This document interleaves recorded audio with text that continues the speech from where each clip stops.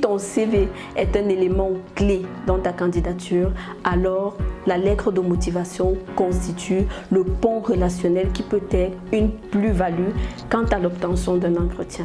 Elle nécessite alors une attention particulière. Dans cette nouvelle vidéo, nous allons voir 5 étapes préalables à la rédaction d'une lettre de motivation qui accroche. Are you ready? Ok, let's go!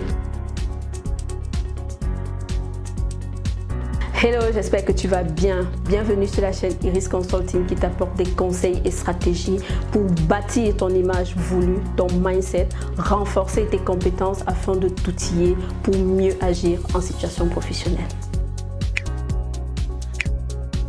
Alors, comment rédiger une lettre de motivation qui accroche et qui donne plus de poids à ton CV? Pour cela, 5 étapes préalables sont nécessaires. Étape 1. Identifie l'entreprise pour laquelle tu veux rédiger la lettre de motivation dans le cas d'une candidature spontanée. Étape 2. Fais des recherches sur la structure identifiée. Ah oui, Google is my friend, so you too. Va par exemple regarder ses communications sur les réseaux sociaux. Fait-elle des appels à candidature?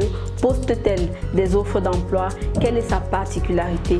Auras-tu à écrire à un président directeur général, à un coordonnateur, à un directeur? Bref, toute information utile qui pourra t'aider dans la rédaction de ta lettre de motivation. Troisième étape, soigne ta e-réputation.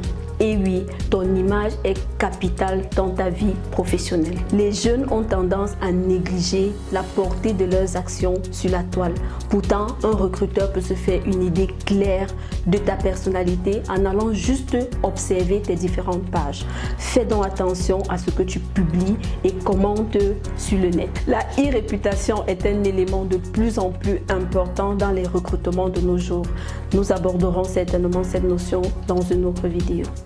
Quatrième étape, fais ton bilan personnel et professionnel pour identifier les compétences que tu souhaites mettre en avant dans ta lettre de motivation. Cinquième étape, identifie ton canal de transmission. Il s'agit ici de savoir si ta lettre doit être envoyée par mail.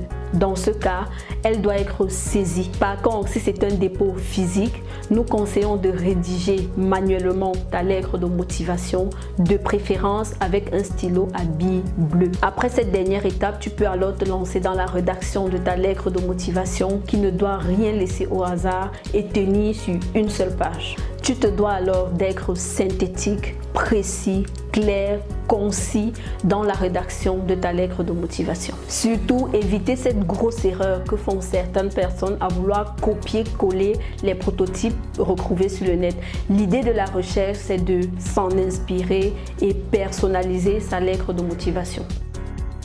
Si avec ces éléments, tu rencontres toujours des difficultés, laisse un commentaire ou alors un pouce si le contenu t'a été utile. Dans la prochaine vidéo, nous allons aborder comment structurer une lettre de motivation qui accroche. Stay safe and take care.